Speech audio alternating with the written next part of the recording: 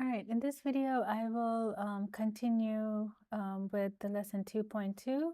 I don't think I finished the last page, which is on page 7. Okay, just a quick recap.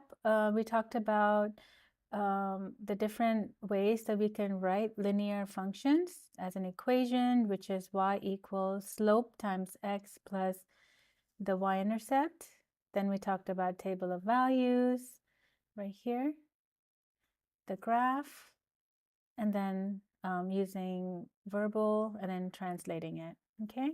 The main thing I wanted to highlight in this video before I go on to page 7 was how to know which part of the representation is the y-intercept.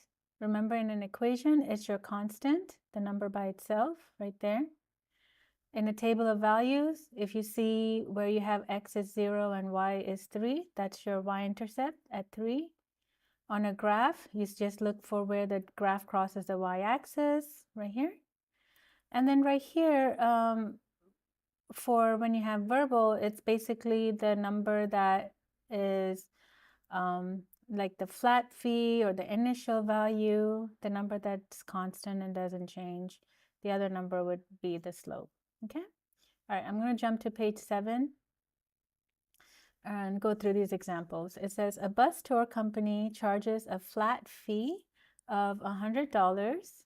I like that word flat fee because that means that right here, this will probably be my y-intercept, okay?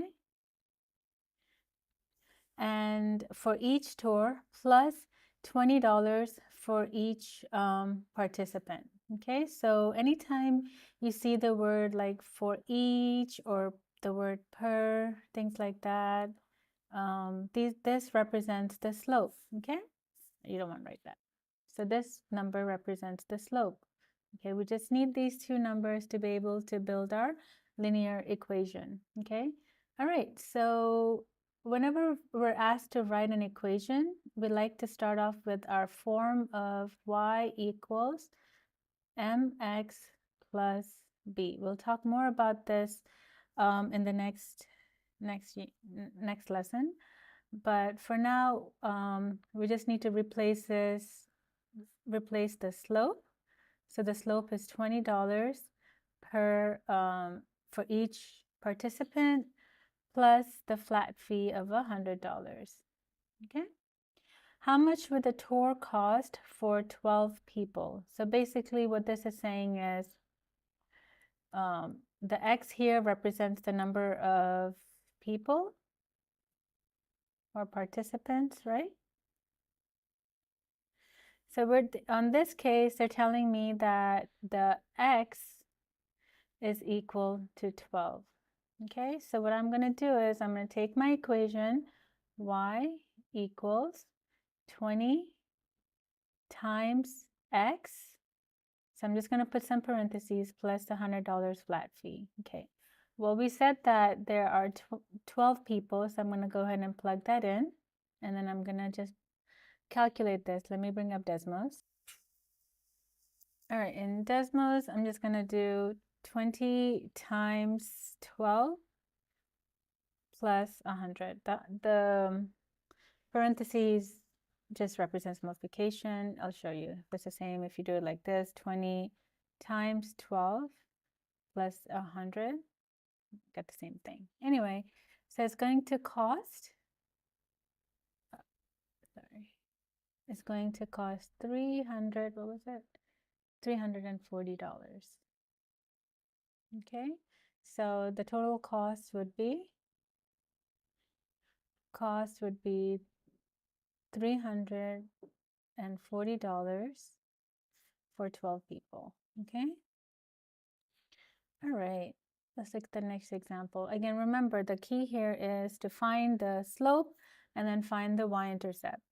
All right, a water tank already contains 55 gallons of water. So that's the initial value, okay, because it already contains this much, which represents the y-intercept. When Baxter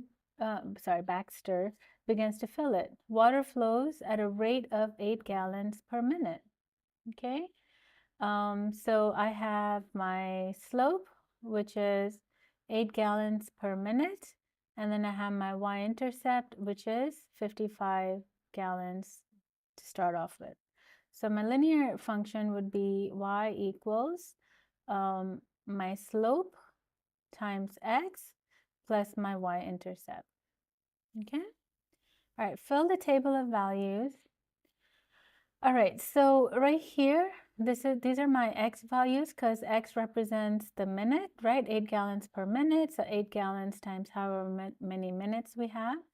And then I'm looking for the y. I do want to show you how you can do this a little bit faster in Desmos. So in Desmos, I will go ahead and plug in my, plug in my equation. Again. Okay, and I do want to show you how I can, once I have my equation, how I can turn this into a table of values. So all I'm going to do here is go to this settings button right here, edit list, and then you can convert it into a table, or it says create table. I'll do that, create table. Now, when you create a table, it already gives me some values for x, but since I have some specific x values I'm looking for, I'll go ahead and type in those numbers. Okay, I'm going to change these. 20, and then 30, and then take that off.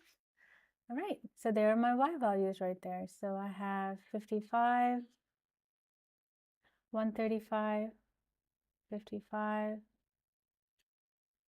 135, 20 goes to 215, and then 30 goes to 295. Okay, there you go.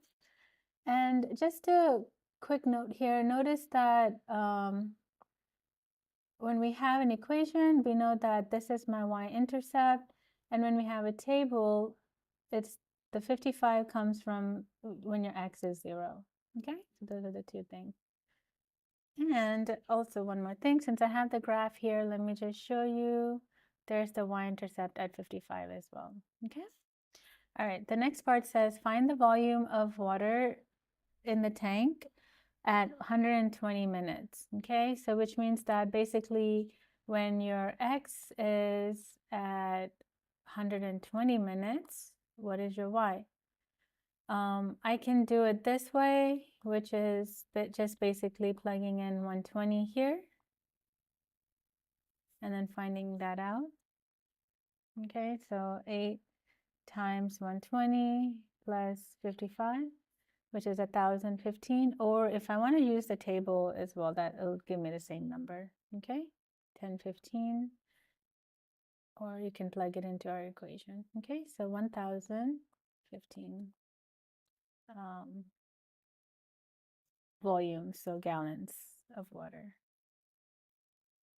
Okay.